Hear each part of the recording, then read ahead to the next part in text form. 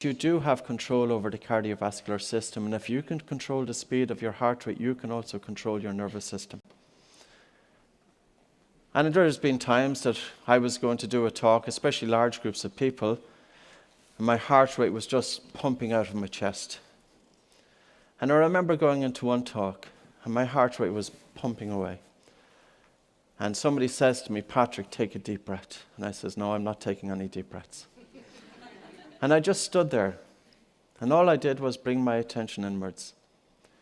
And I softened the speed of the inhalation, and I just gently slowed down the speed of the exhalation.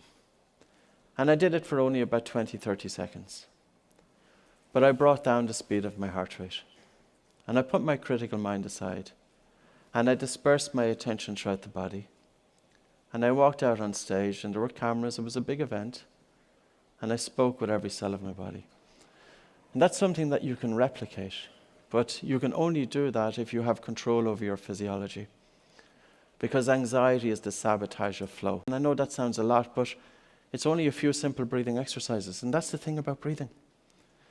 So we're going to start off with a very gentle exercise, the exercise that I did to help bring down my heart rate. And I will also say this: the fact that I knew that I had an exercise there gave me comfort. And it alleviates the stress of getting up on stage. And especially without slides, because you're a little bit naked up here without slides. There's no safety net. And the beauty about this is that there is nothing to see, that you can use this in any situation, and you have some degree of influence over the nervous system. And yes, you do have control over the cardiovascular system, and if you can control the speed of your heart rate, you can also control your nervous system. So even as you just sit there listening to me, I would really like that you're not being stuck in your head, that you're taking your attention out of your head and into your body and onto the breath.